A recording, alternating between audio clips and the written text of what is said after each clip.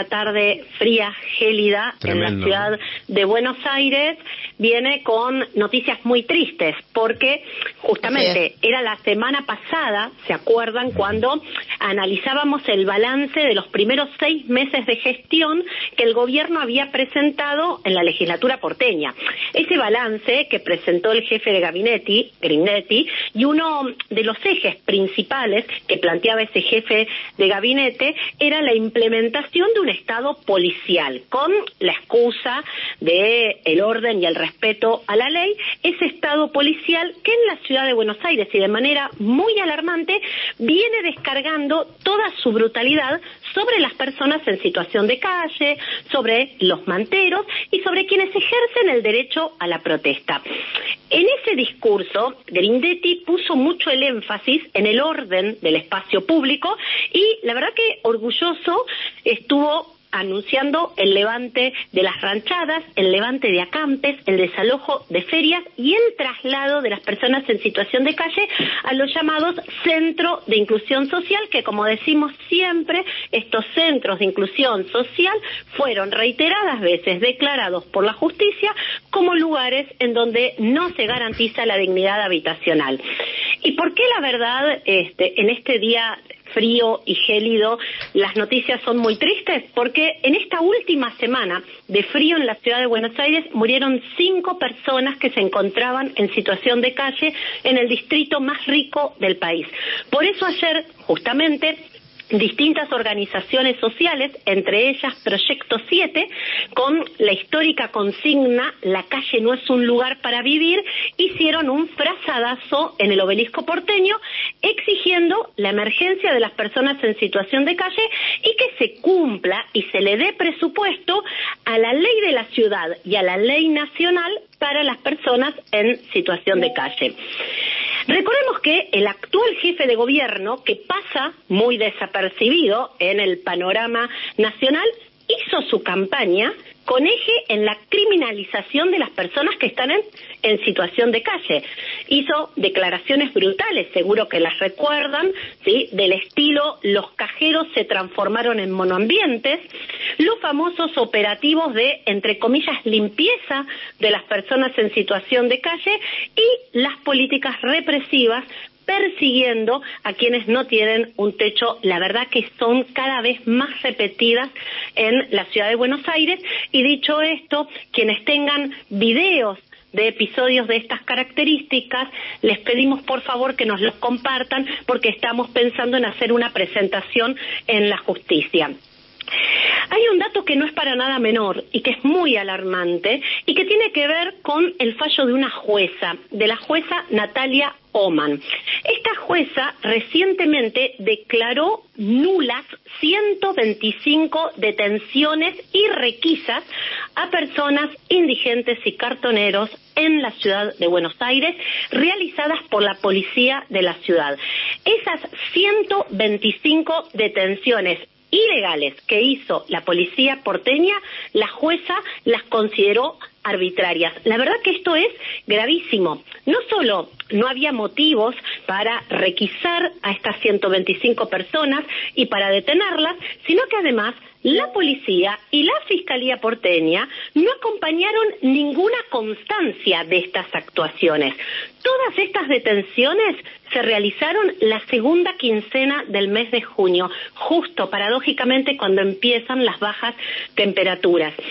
Esas 125 detenciones fueron por merodeo, por personas pidiendo limosna, personas juntando cartones, personas revolviendo la basura. Todas estas, ¿sí?, eran las actitudes que para la policía eran sospechosas, que llevaba a requisar y a detener a estas personas. Actitudes evasivas, porque las personas, por ejemplo, decidieron cruzar la calle.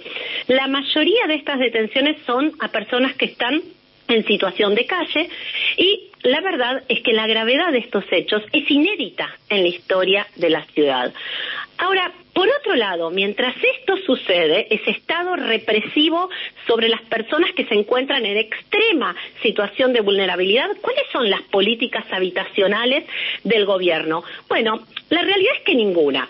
Pero recordemos que una de las pocas políticas que tenemos es el subsidio habitacional, que como decimos siempre, es la política habitacional más fracasada de estos 16 años de gestión macrista en la ciudad.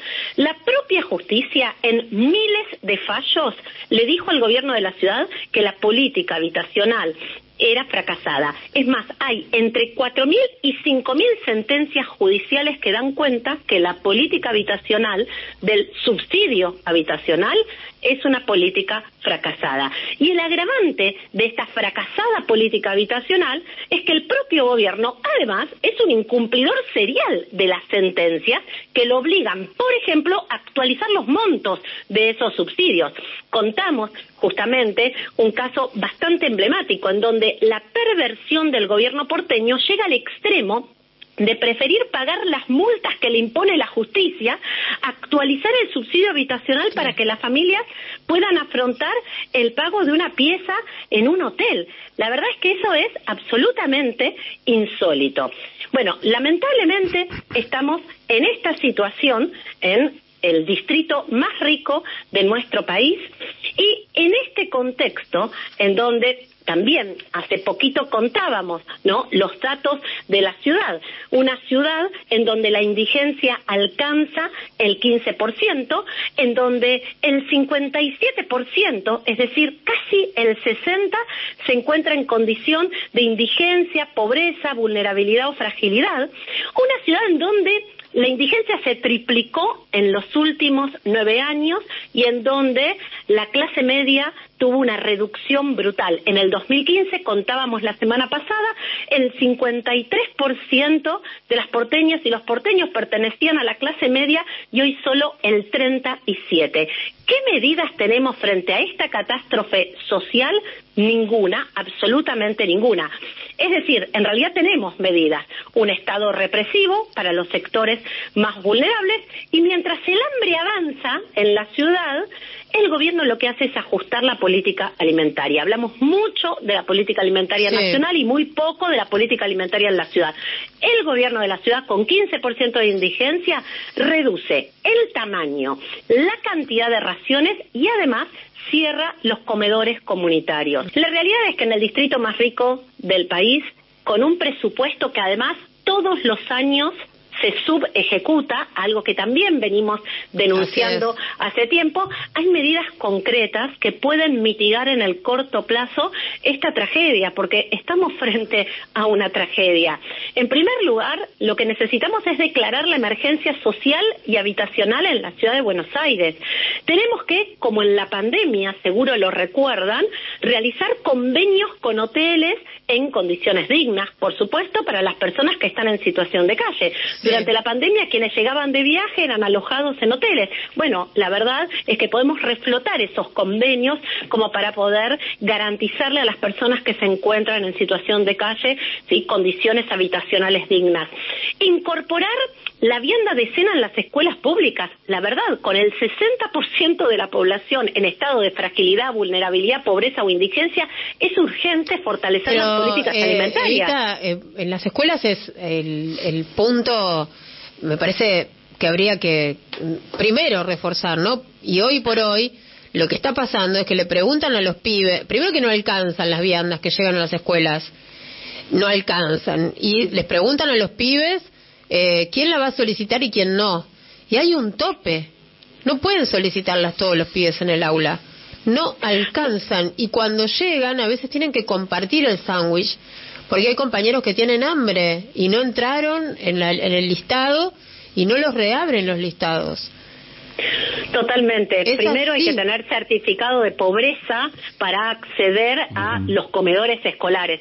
Algo que además es completamente violatorio, ¿no?, de lo que establece el conjunto de la normativa. La educación es pública, libre y gratuita. Y por supuesto, lo que sucede en el comedor escolar es parte de esa educación libre, pública y gratuita. Exactamente. No siempre todo tiempo pasado fue mejor, pero en cuanto a los refrigerios en las escuelas y las meriendas, sí, en la ciudad de Buenos Aires, cuando éramos pibes, íbamos a la escuela pública, a todos se les repartía una factura, un pan, un yogur, una copa de leche, y eso duró durante muchos años. No era totalmente, no era para unos sí y para otros no. Esto en la escuela media es un problema hoy en día. Hay pibes que llegan a la escuela sin desayunar en el turno mañana que empieza a 7:40 y hace un frío de locos y no tienen nada en la panza.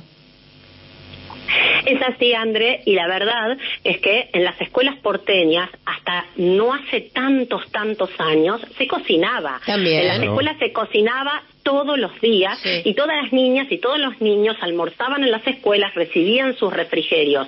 Esta lógica de haber privatizado el servicio de los comedores escolares le ha garantizado a 19 empresas un gran negocio, y lo que ha hecho es justamente precarizar esta política alimentaria, porque tal como vos decís, hoy las niñas, los niños, los pibes, las pibas, ¿sí?, comen alimentos que no tienen ningún valor nutricional. Por eso necesitamos, en primer lugar, recuperar los comedores de las escuelas, y necesitamos en este contexto las escuelas incorporen la vianda de cenas. La verdad es que eso no es para nada complejo, no requiere de ninguna logística en particular, y que esa vianda de cena se le entregue a todas las familias que concurren a la institución educativa y a todas las personas que se encuentran en emergencia social y habitacional.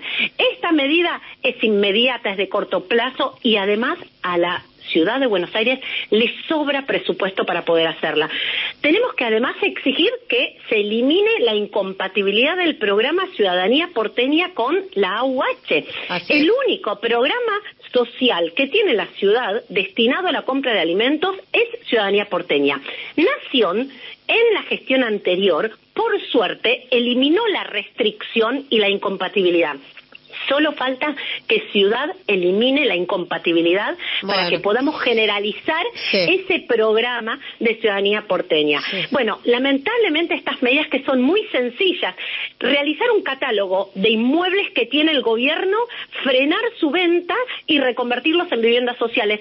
Ya ha anunciado Jorge Macri que empiezan la subasta de los inmuebles públicos. Bueno, son 5 cuestiones súper sencillas que de manera inmediata se pueden implementar para, insisto, poder revertir esta tragedia social que está transitando el distrito más rico de nuestro país.